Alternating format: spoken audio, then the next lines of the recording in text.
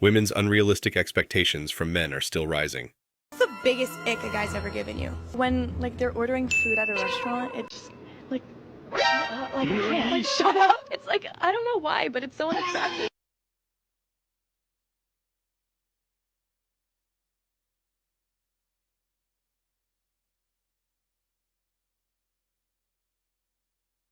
When he takes a nap, it irrationally annoys me. We can just look that up on the ick indicator. That's why I made it. There are two types. There is not enough of something, and then there is being affected by something. This would be a type 2. That's too sensitive to sleepiness, having a feeling of sleepiness. And then we just find the degree. This is arranged from more understandable behavior to less acceptable. If he cannot swing a hammer, it's normal to be icked out by that, but not so much if he can't carry a refrigerator. It has to do with reasonable expectation. So if you were icked out from him wearing a raincoat or carrying an umbrella, that would be an unsalvageable ick. I would put needing a nap somewhere in between making a big deal of a cut or a bruise and enjoying music a little too much. I'd place that right about here. That would be, who do you think you are? Get some perspective. Their expectations keep piling up, don't they? Older than me. So 25 to 35? Over 6 feet, beefy, white. Look, everyone's allowed to have their preference, but this is probably why there's that study that says that 45% of women will be single and childless in the year 2030, because there's too many modern women that have ridiculous expectations. Why are women hypergamous? Because of convenience. A place to dump emotional baggage, indulge in the feelings of revenge if applicable, and most likely are applicable if they feel the need to leave. If they leave because the grass is greener on the other side, they feel more desirable. This is why you should never get a girlfriend in Miami. How much should your man make a year? As long as you're able to provide for me. Give me a ballpark, just a number. The minimum amount your man should make a year. Like 600,000. 600,000 a year? What about you ladies? How much you got to make A year? 6 figures. I'm educated. Yeah. I'm gonna be making more than that. I'm gonna be making triple that. Not saying that I don't want a man that's making lower than me, but I would prefer. Do you think a man cares about your education? Yes. My man, he does. I don't know about you, but my man does. Do you think a man that makes $600,000 a year cares about a woman's education? Not yours, mine. Yeah. What else? Mine. Not to be understated, the thrill of lustful conquest is a driving force until they decide to love someone. Many will argue this last point, but love is something you do, more so than something you feel. We often don't feel like doing what loving someone would require us to do, but that is how we know we truly love someone and why we do it. So a man has to be at least 6 foot tall, make 7 figures, and have 8 inches in the trouser department in order to date you. Is that even a fair or realistic proposition? How is that fair? It's not fair. It's not fair. The girl is deluded. Believe it or not, everything you do today can be considered a red flag by a woman. You treat her right, that's a red flag.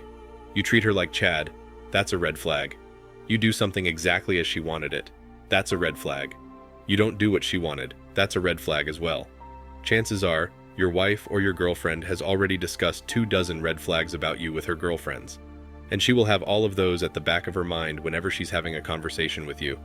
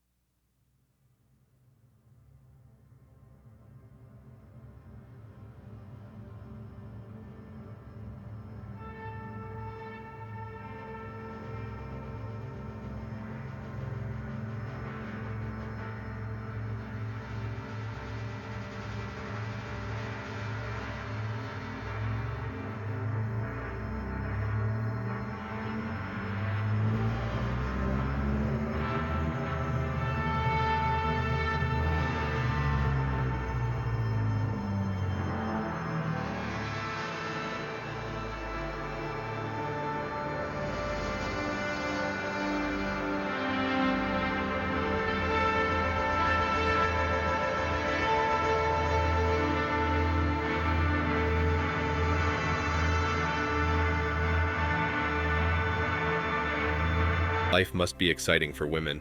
Women are presumed innocent until proven guilty, whereas males are presumed guilty unless proven innocent. Today, it's more often guilty even when proven innocent and innocent even when proven guilty, which is a shame. Women soon started to complain about things like compliments, dating pressures, and even guys who looked at them. Men then started to disregard them after giving them what they wanted. They now bemoan the lack of interest. This is evidence that they lack direction. Modern women have unrealistic expectations for men. Modern women demand men be at least 6 feet tall, make 6 figures, and be a 10 out of 10 in looks. They do this because women are born with beauty. Men have to earn everything they have. So struggle on, build that body she can't have because you're not 6 feet tall. Make yourself rich in mind and finances by refusing to pay her way just because she's pretty. You'll attract real beauty that way. In reality, not all women aim to undermine all males. The crucial problem is that, in this gynocentric society, any woman may, if she so chooses, ruin any man's means of subsistence. All it takes is one accusation to destroy the guys. Let's not forget how the absurd "Believe All Women" movement was included in the Me Too movement. I think that we all know that women can be pretty lazy during the early stages of dating, because if a man wants you, he is expected to give you all of his effort. But women just need to give the green light. He is expected to move mountains if he wants you. But the problem with that is what happens once he has you, because that sort of thing is not maintainable. And then women, are you with somebody that you actually like, or just with somebody that is willing to give you all of his attention? And that is what's not fair to men, because all of these men's hearts are being broken, and then they're not re-entering the dating world. They're doing their own thing, and then we're left with a pool of boys that we keep complaining about on TikTok. I think the movement has openly opposed males ever since that day. They came up with this ineffective, misogynistic rule of behavior. Men are shrewdly adapted to a culture that forces them to play a predetermined, rigged game. The majority of guys have just chosen the prudent course and will not use a marked deck.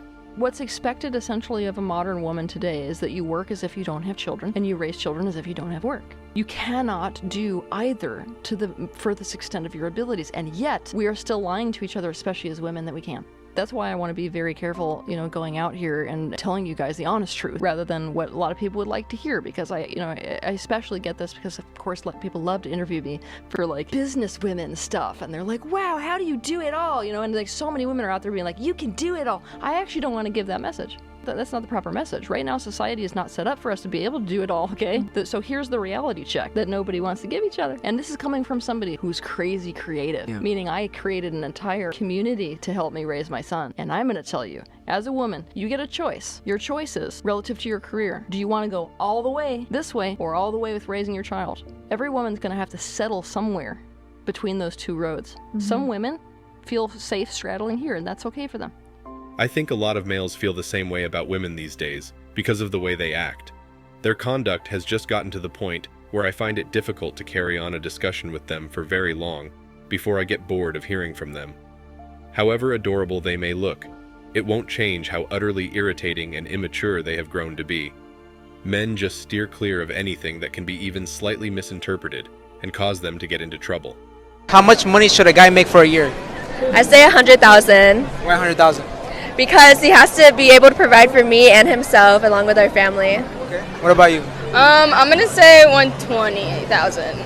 Why a specific number? I don't know, I just went higher than her. So this means that I should go to job or do a business, grind my ass off while you're partying and sucking off big black cocks in Miami nightclubs, so that finally in your 30s, when you have a wide tunnel between your legs, I can marry you and use my money to buy you LV bags and pay you alimony.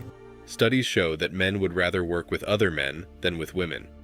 This only serves to demonstrate how increasingly wary males have become of women throughout time, especially in the last 10 years, and how much they would prefer to communicate and work with other guys. In cubicles, meetings, and boardrooms, they prefer to work with other males rather than women because they can share information, talk about ideas, and organize their schedules together. This is due to their fear of losing the career they have worked so hard to build over a long period of time. They may lose everything with just one unfounded accusation. In a society that primarily takes into account and believes what women say, one false charge could end up being the villain.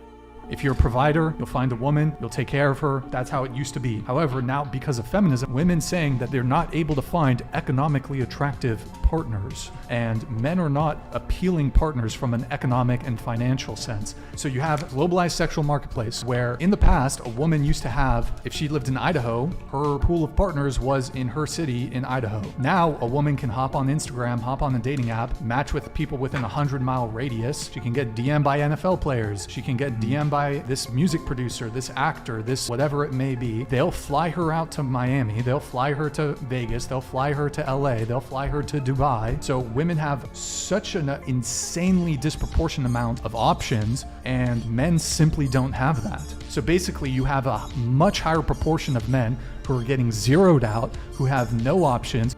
Throughout their lives, men are supposed to do everything for women and literally dedicate their lives to providing for, protecting, and helping women. And you know what? Men do that with honor. They do it proudly because that's in their nature. I'm talking about high-value men, not a simp who starts crying if he gets rejected by a girl. But the question is, why is it that women expect everything from a man, especially when all they can do now is talk about equality and how men have oppressed them and controlled them?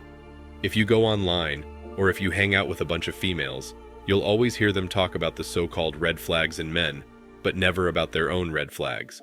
You see, in their minds, they're perfect. They can do no wrong and are always right about what they're thinking.